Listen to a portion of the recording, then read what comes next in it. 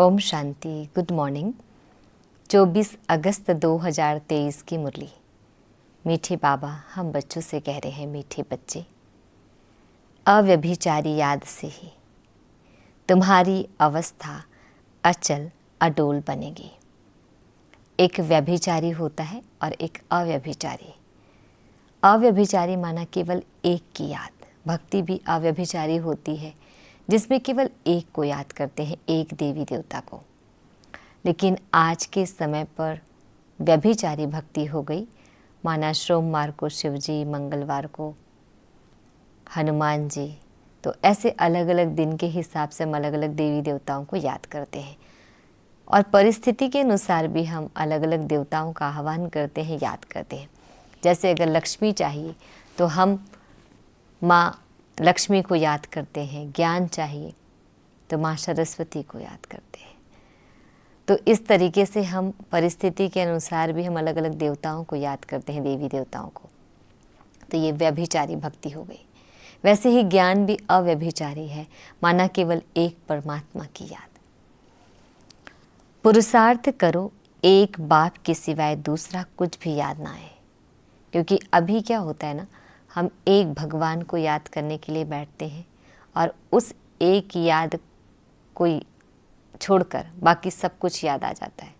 मानो वो एक याद को छोड़कर बाकी सब कुछ याद आ जाता है, लेकिन हम सब कुछ हर काम करते हुए हमें वो एक भगवान याद नहीं आता।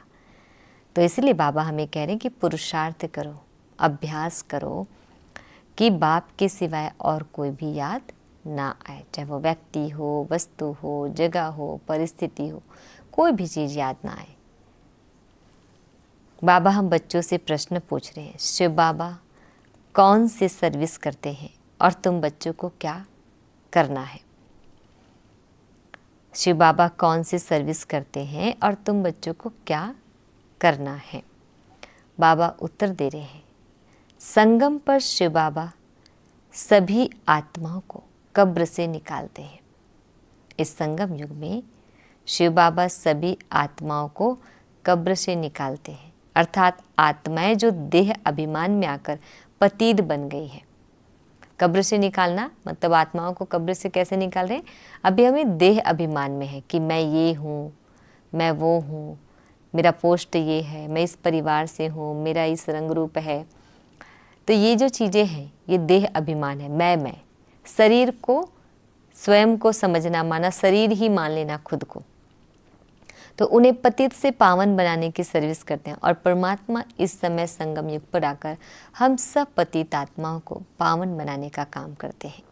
तो तुम बच्चे भी बाप के साथ साथ सबको शांति धाम और सुखधाम का रास्ता बताने के लिए लाइट हाउस बनो। तुम बच्चे भी बाप के साथ साथ, मीठे प्यारे बाबा हमारा पूरा साथ देते हैं। तो जिसको हम सब क्या करेंगे, परमात्मा का हाथ पकड़कर सर्व आत्माओं को हमें शांति धाम, मतलब जो हम सब आत्माएं अपने घर से आए हैं, जो कहते हैं, जैसे बड़े बुजुर्ग भी दुखी हो जाते हैं तो कहते हैं, हे भगवान चल मुझे ऊपर ले चल। तो ऊपर को ही क्यों याद करते हैं हम सभी? ऊपर क्या है, हमारा रिश्ता क्या है? ऊपर कौन है? तो हम सब आत्माएं ऊपर से आए हैं। इसलिए जब दुखी हो जाते हैं, परेशान हो जाते हैं, तो हम ऊपर वाले को याद करते हैं और ऊपर जाना चाहते हैं। सुखधाम का रास्ता बताना। सुखधाम किसको कहेंगे? जिसको वैकुंठ, जिसको पैराडाइज, जिसको हेवन कहा जाता है। तो सुखधाम का रास्ता बताने के लिए लाइट हाउस बनो। तो जितना हम लाइट और माइट कहते हैं, लाइट का मतलब ज्ञान और माइट का मतलब योग, ज्ञान और योग। तो लाइट हाउस, माइट हाउस बनना है।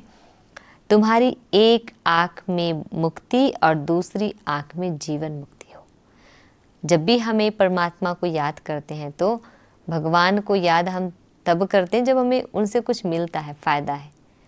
किसी भी व्यक्ति को हम तब याद करते हैं जब हमें उनसे कुछ मिलता है, हमें उससे कुछ मिलना है, फ़ायदा होना है।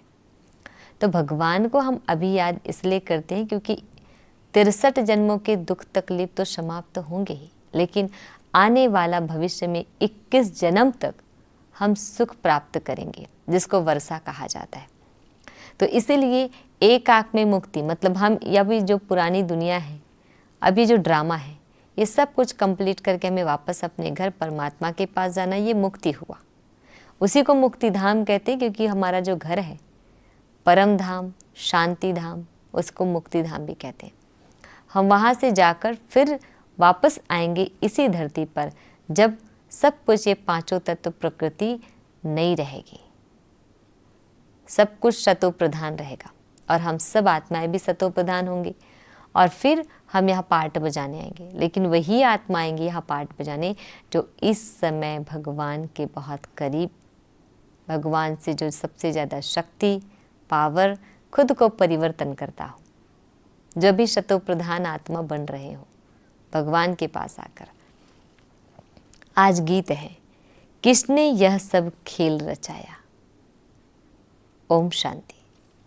अच्छा, मीठे प्यारे बाबा हम बच्चों को विश कर रहे हैं, मीठे मीठे शिकिल दे बच्चों प्रति माता पिता बाप दादा का याद प्यार और गुड मॉर्निंग।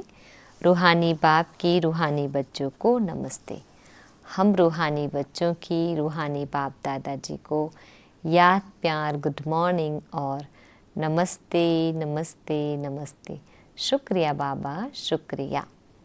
आज हम बच्चों को धारण करना है, फर्स्ट पॉइंट है, ये जो धारणा होता है मुरली का निचोड़ है, जो कम से कम हम एक दिन में 2 पॉइंट धारण करें, इसलिए बाबा हमें इस पॉइंट को हाईलाइट करते हैं।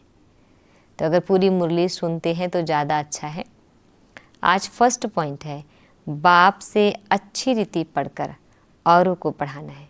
सुबह जब हमें बाबा मुरली सुनाते हैं, उसको बहुत ध्यान से प्यार से सुनना है, याद रखना है पॉइंट को, तभी तो औरों को हम पढ़ा पाएंगे।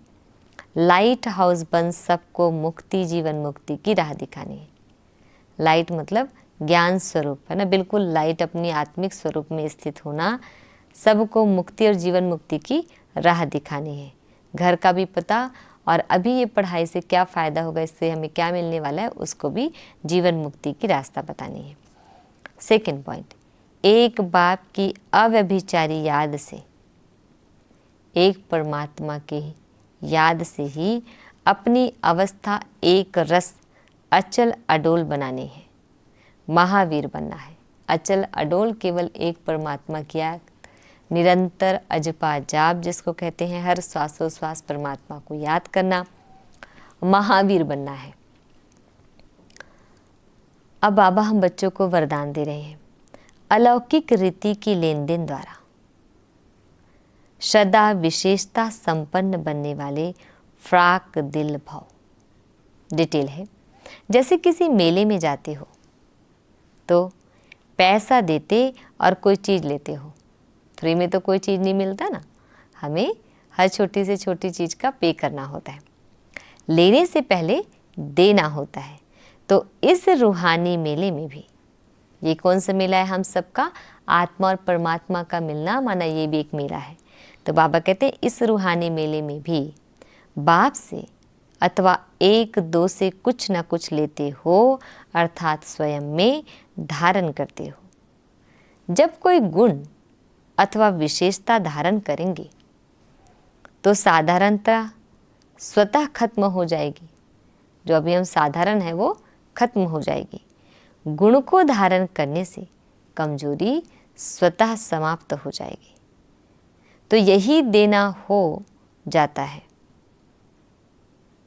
हर सेकंड ऐसी लेन देन करने में फ्राक दिल बनो तो विशेषताओं से संपन्न बन जाएंगे। हर सेकंड ऐसी लेन देन करने में फ्राक दिल बनो तो विशेषताओं से संपन्न बन जाएंगे। स्लोगन, अपनी विशेषताओं का प्रयोग करो तो हर कदम में प्रगति का अनुभव होगा। अपनी विशेषताओं का प्रयोग करो तो हर कदम में प्रगति का अनुभव होगा। विशेषता भी कौन देता है? हमारे अंदर विशेषता किसने भरा? मीठे प्यारे बाबा ने, है ना। तो उसको जितना ज़्यादा हम यूज़ करते हैं उतना ही हम अपनी प्रगति का अनुभव करते हैं। ओम शांति।